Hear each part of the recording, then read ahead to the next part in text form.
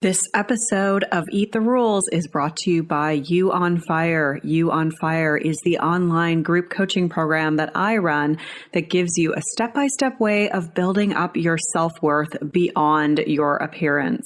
With personalized coaching from me, incredible community support, and lifetime access to the program so that you can get free from body shame and live life on your own terms.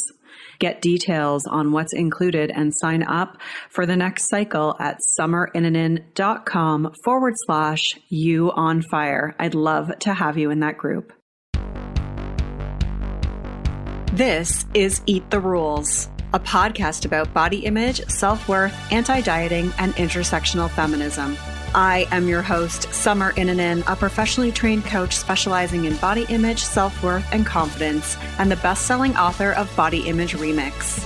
If you're ready to break free of societal standards and stop living behind the number on your scale, then you have come to the right place. Welcome to the show.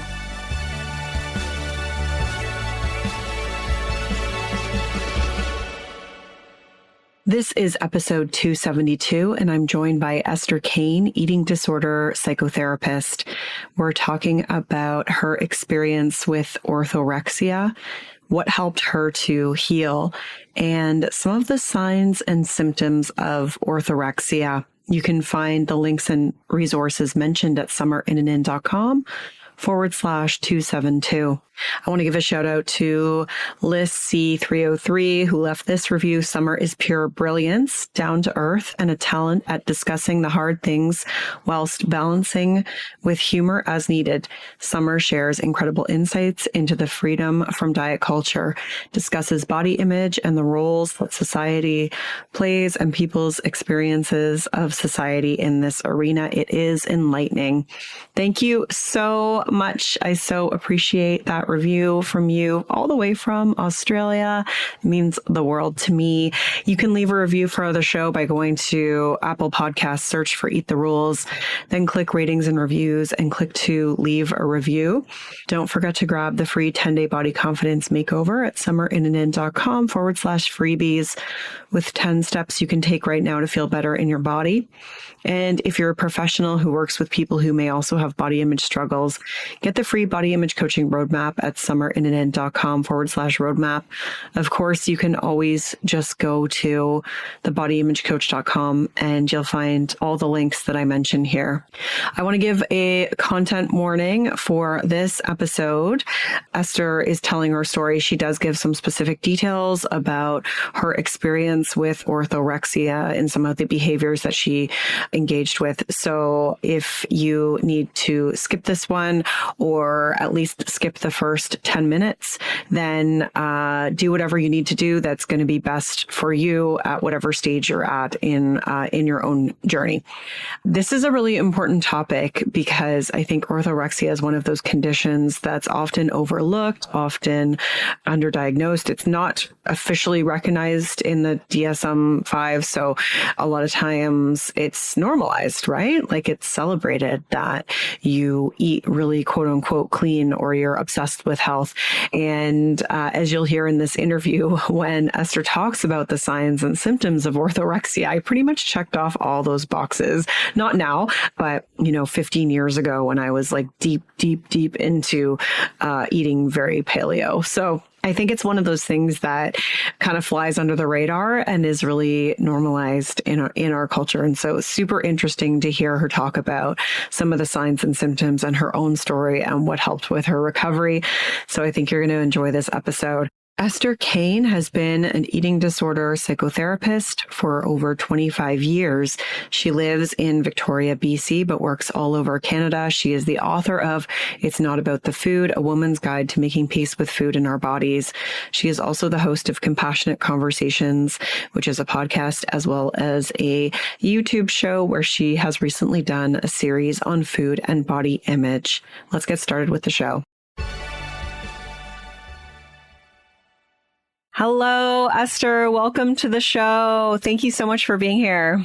Thank you so much for having me. I'd love you to start by just telling everyone a little bit about, your story, what your relationship with food was like, and how that led you to this work.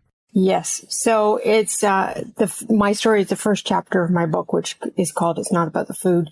For a free ebook version, you can email me directly, esther@estherkane.com. But the short version is that my parents were divorced when I was 4 years old. It was devastating. I was an only child, so I didn't have any siblings to lean on. I had to soothe myself with something. And my first memory of that is eating a huge chocolate Easter egg. I was 3 years old, sitting on the stairs as my parents were screaming and yelling. So I learned to control what I ate. That gave me a sense of order and safety in an unpredictable and often unsafe environment. I split my time between my parents. I found that very stressful and confusing because they were so different, and especially around food. So my mother was a foodie, a gourmet cook. She was the food editor of the Toronto Star for 20 years. Oh, wow. Yeah, so she was very big foodie in the media, talking about food. Her whole life was food.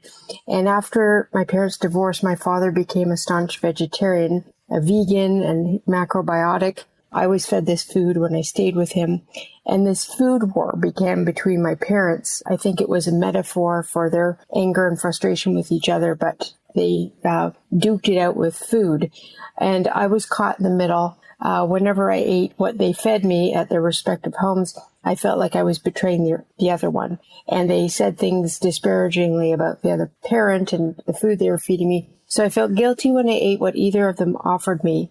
And I was angry that they could control me this way. So I learned that food is a great way to control my parents, or at least be able to have a voice in those relationships. On top of that, I spent my summers divided between two sets of grandparents. I was the only grandchild for each set of grandparents. I was spoiled rotten. My dad's parents were in England. They let me eat as much candy and junk food as I wanted. And I gained weight, which, wasn't such a big deal, but it was made a big deal in my family. When I got to my mother's parents in Canada, my well-meaning grandmother put me on my first diet. So I was 8 years old at the time, and that's when my eating disorder began in earnest. I started to hide food and eat in secret. And then during my teens, I decided to become a vegetarian, which led to a serious eating disorder, which included orthorexia. Yeah. Wow. So just for those listening, what is orthorexia? How is it defined? Yes. So Stephen Bratman, MD, he coined the term orthorexia nervosa in 1997. He actually wrote a journal in the Yoga Journal. He wrote an article just called Orthorexia Nervosa, and then he wrote the book called Orthorexia, Health Food Junkies, Overcoming the Obsession with Healthful Eating. It's wonderful. So he describes it as a disease in which people fixate on eating healthy food. It's not categorized in the DSM-5 as an actual eating disorder per se, but many mental health professionals consider it a subclinical form of an eating disorder. So he made up this term orthorexia to differentiate it from anorexia in terms of, he says it's different from anorexia and bulimia with one difference. Whereas the bulimic and anorexic focus on the quantity of food, the orthorexic fixates on its quality. And I believe very strongly that orthorexia is on the rise like never before. We're living in a crazy time of extremes and deep polarization. This brings a lot of zealous health food crazes, and I have some concerns about what I'm seeing for sure in the media right now. Yeah, which we'll certainly speak to, because that's really what I'm noticing too, and I think it's become so normalized. But I just kind of circling back to your story, what helped you realize that you had, because obviously was that there was even there being a definition of orthorexia, or was that kind of around the time when it was becoming more known? What helped you realize that you had orthorexia? I guess that's the question. Yeah, so I realized I had it in the early 1990s, and Stephen Bratman wrote his book in 1997. So it hadn't been sort of created yet, but I definitely had it. I was very much a part of a spiritual yogic community. I was into Kundalini yoga. I was following a vegan lifestyle and doing lots of yoga and meditation, and was basically told that meat was bad and wrong. Any animal products were bad, and you weren't a spiritual person if you ate those things.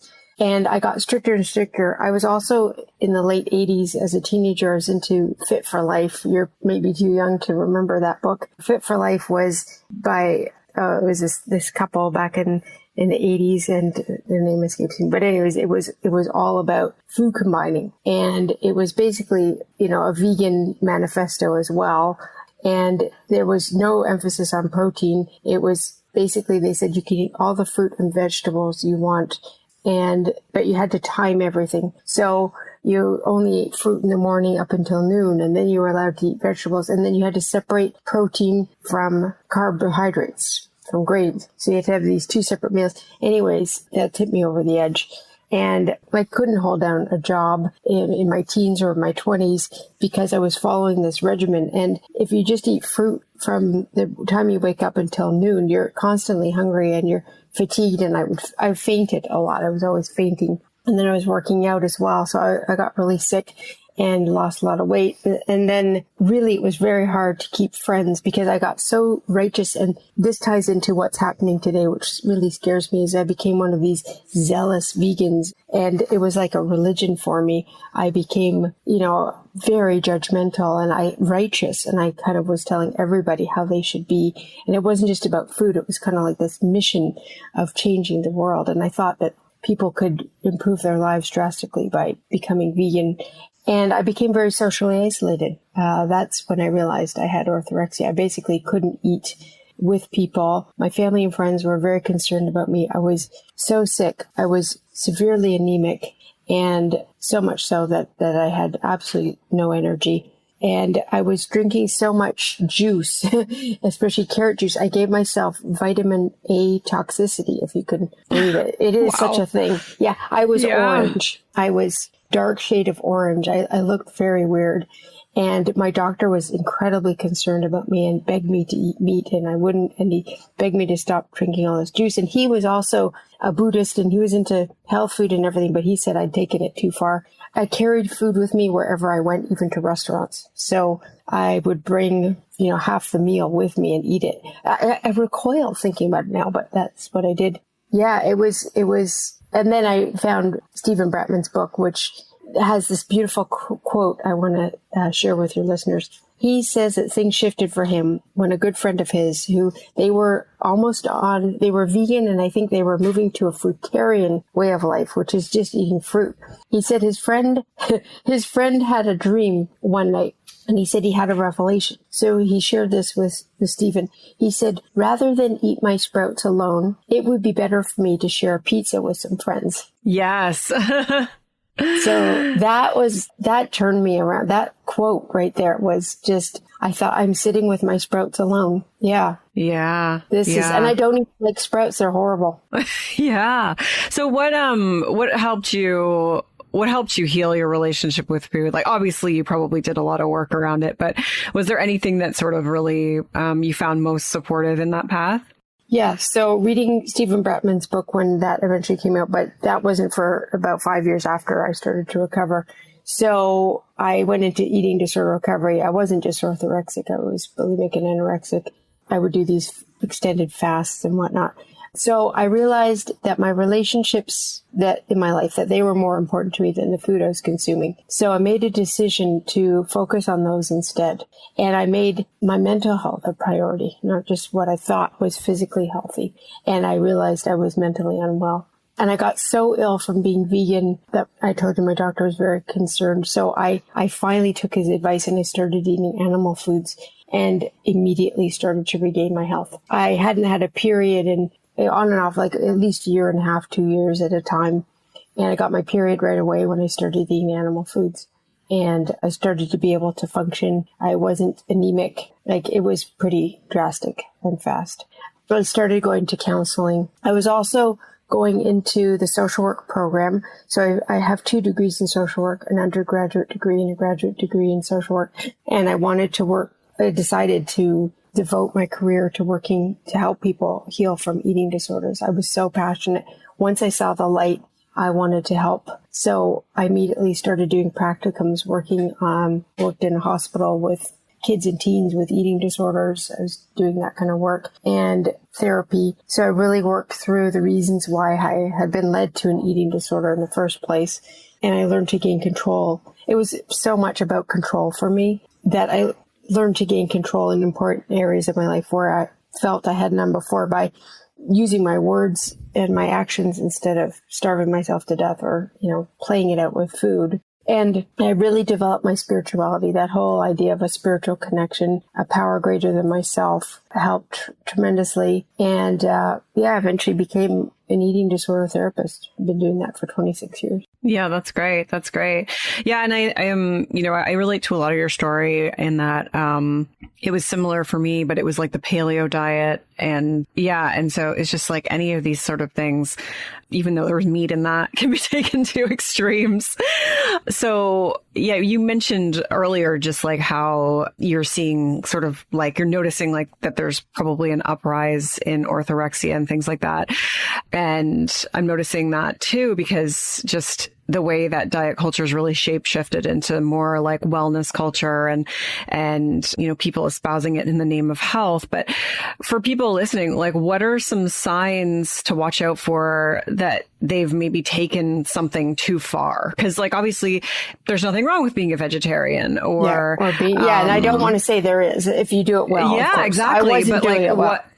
Right. So like, what are some things for people to kind of like watch? What are the red flags? Yeah. Okay. So some that I can think of off the top of my head, you get obsessed with the latest food fad influencers. Now these influencers on social media, and you buy into everything they say and follow their advice without question.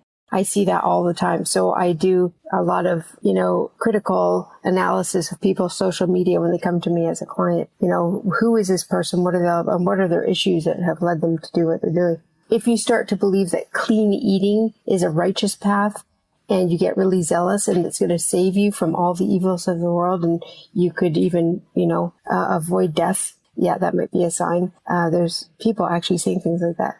You turn down social engagements because you don't want to eat the food being served. That's kind of a big red flag.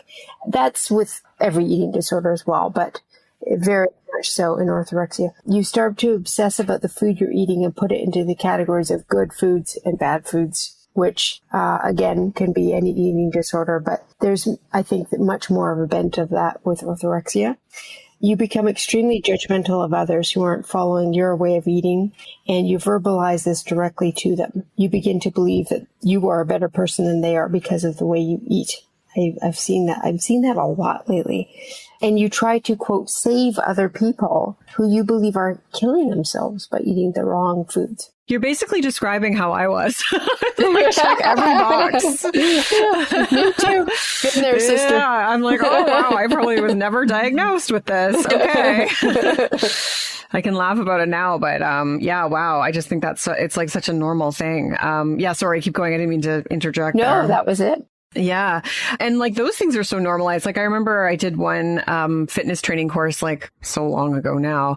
And like there was a little module on nutrition. And I remember the girl like talking about how just bring your own food. Like I went on a date with a guy and I brought my own food in Tupperware. And like that's what we need to be doing. And I was just like, help. Yeah. In SOS, hindsight now, eating it's disorder. like, yeah. But it's like endorsed, it's promoted, and it's like experts with, some training, not a lot, but some training, people who you trust. Yeah, but there's full-on doctors and experts with PhDs saying this stuff too. Yeah. Yes, exactly.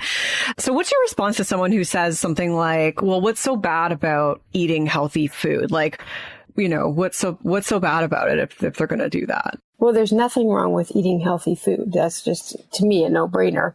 But it's when you take it to extremes. It's about balance, right? So you need balance in your life. You just don't want to make food the main focus. And really trying to live in the gray in life in general. And I think I really have this theory that lately it's become much worse with this extreme polarization we're experiencing, that we saw during COVID. So much so, that people are just getting so extreme about things. So trying to back off from that and find the gray and not going to extremes, trying to watch for hypervigilance, hyper-focusing on one thing, such as food. I think that when we feel out of control, so COVID is a great example, we just felt like we had no control and we're all freaked out and scared. We get small, we tighten in to ourselves. And when we're in that state, we're hijacked by our limbic system. So our big brain is offline. We can't think reasonably. We can't think things through and digest things. So trying to get out of the fight or flight or freeze mode, this hyper reactivity, I really think is a big goal we should all be looking towards. Yeah. And so just on the tail of that, what's your suggestion for trying to get out of that hyper reactivity mode? What? Yeah. Well, what comes to mind for me is mindfulness or things like yes. that. But what sort of, what do you sort of suggest around that? Absolutely. So, spirituality, Buddhism, I'm a huge, wannabe Buddhist. I call myself a Jubu or a Buju. And, recognizing what I love about Buddhism is this idea that all things are impermanent, all states are impermanent, including us. We're born into this body, we die. And I try not to get too attached to this body in general, especially how it looks. And also the two wings of mindfulness that I think are so beautiful. One is just awareness without judgment, blending that with self-compassion. So Kristen Neff, Tara Brach, there's some great thought leaders out there in this vein who are, teaching us how to do that. Kristen Neff has a self-compassion break, which is really lovely. Tara Brach has the rain meditation, recognize, allow, investigate, nurture. These are practices that take 1 to 3 minutes that you can do when you start to spin out, and they help you come back into the body. I think really being in the body is a goal, because when we get to, I think orthorexia, that's a great example of just being in your head. You want to come back into the felt sense of the body and experience life through that. What gives me pleasure? What gives me joy? What gives me relaxation? Those types of things. Yeah, because obviously it's not sitting alone with your sprouts coming back to that. Yes. That quote. Yeah. And so I know you work with a lot of people recovering from eating disorders. I'm wondering, I think a lot of people sort of believe that eating disorders mostly affect younger demographics, which there has been a massive increase in over the last couple of years in particular. But are you noticing this more with also your older or midlife sort of clients, that there's almost this unrecognized demographic? I mean, there's a lot of unrecognized and underrepresented demographics when it comes to eating disorder recovery, but would age sort of be one of those other yes. underrepresented demographic? Yeah. What are you noticing around that? Well, because we live in an ageist culture, especially in a misogynistic ageist culture.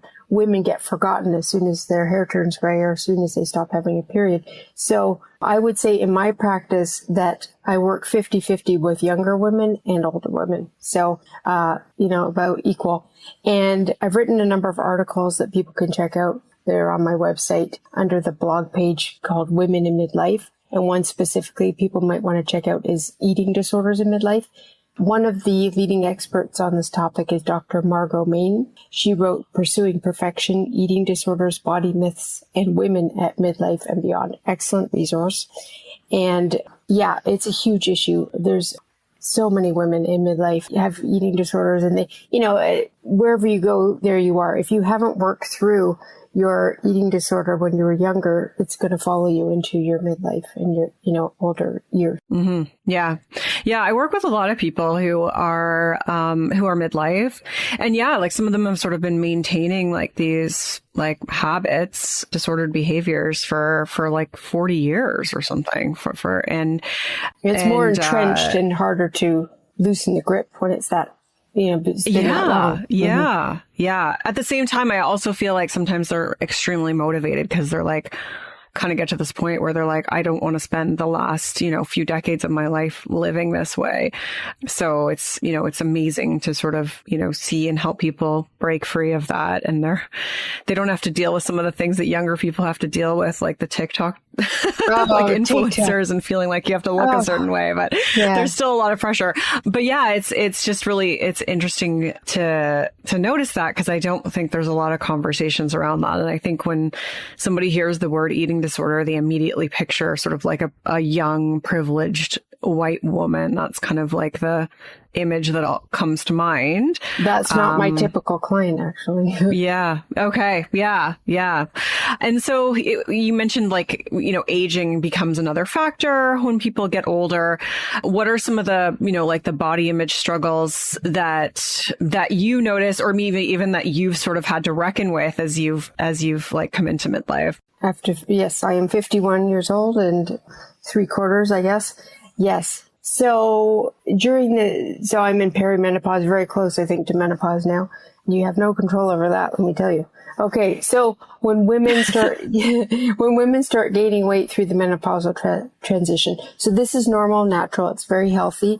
We usually gain weight around the abdominal area and around our breasts, which is because our estrogen levels are dropping, and it's actually a protection against ovarian cancer and breast cancer. So there's so much wisdom in the body and how we are made. So we don't want that to not happen. Actually, it's very good. It's very protective. But I notice women get very upset about that. And hair turning gray is another one. It changes consistency, which bothers some women. The skin changes quite dramatically. It gets drier. Wrinkles appear. A lot of women say that they don't have, the complexion they used to have, the color in their face. They often report feeling invisible as sexually desirable to others. Mm-hmm. That's a big one. Yeah, as they reach midlife, they tell me a lot of the time, I'm invisible. And this makes them feel unattractive and less worthy. And I'm going to be interviewing Shirley Weir. I don't know if you know her. She's the head of Menopause Chicks. So I'm going to be talking to her specifically about women's body image at this time of their lives.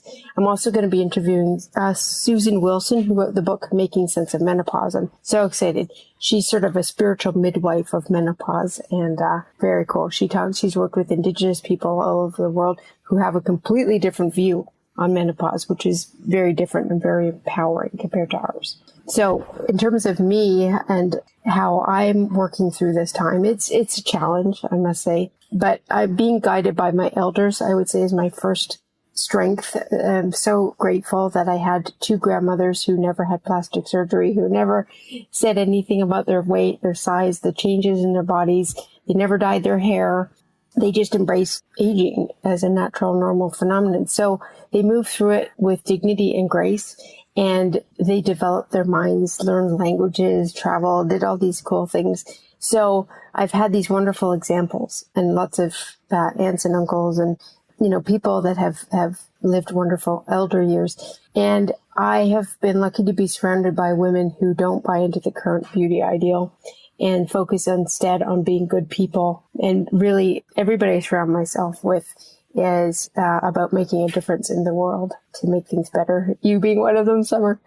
Yeah, and I make sure to surround myself with female friends. So when I pick friends, I make sure that they're going about aging in an empowering way. And I've interviewed 3 of them on my own podcast, which has been a hoot. And they've shared so much wisdom about aging. And then I come back to, again, my spirituality, especially the influence of Buddhism. And, just really looking at the body as this sort of spacesuit that you get, Ram Dass called it a skin spacesuit or something. You get it for a certain amount of time and then you don't have it. So try not to get too attached to the body and how it looks. And, it has a natural development, like really looking at how nature works and being connected with nature, that everything is born, everything gets old, everything withers and dies. And I try to keep my focus on enjoying this body while I have it, what does my body do for me, and celebrating it at every phase and stage of its being. I'm actually loving being in my 50s. I call it the fierce 50s. Using my voice, having a podcast and YouTube channel and that, I don't care what people think about me. I become invisible, but it's fantastic. I'm using that to catapult me into the greatest things I've ever wanted to do, because I don't worry about the male gaze, especially, or a sexual gaze. It's just not on my radar right now. And that's one of the things Susan Wilson talks about, that during this time, sexuality is not at the top of our list. It's about is not about sort of one person and being with one person. It's about the world and how can I make a difference in the world? What will my contribution be? It's really cool. Mm-hmm. Yeah. It's a great reframe on the sort of like feelings of being invisible, right? Like, it's like, oh, that could actually be a good thing. Oh, yeah. Yeah. Yeah. Yeah. And, a couple of things that popped out to me is just that you mentioned for yourself, as well as you mentioned like your elders. I think it's just really, seeking out what really fulfills you in life and having purpose outside of, just kind of fixating on how you look. And I know for a lot of people, that's still really a hard thing to just completely, attach yourself to and abandon sort of the attachment to how you look. But I do think I haven't that's just done like, it, successfully. Like, believe me, it's a work in progress, and it's a minute by minute practice. It's a practice every day, every moment. Yeah, exactly.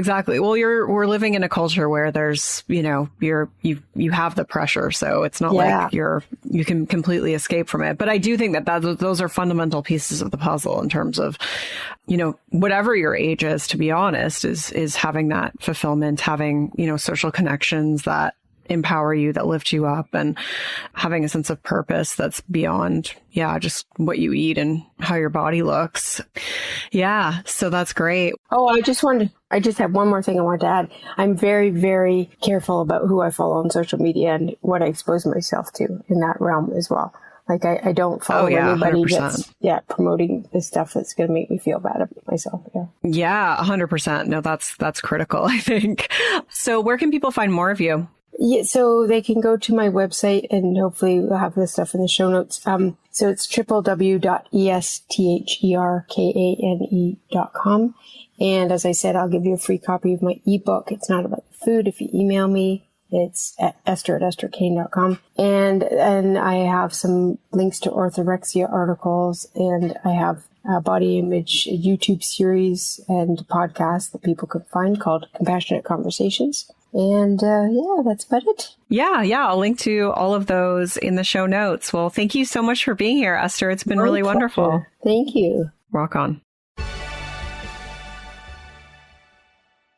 All right. You can find all the links and resources mentioned at summerinnanen.com/272. I hope you enjoyed listening today. Thank you so much for being here.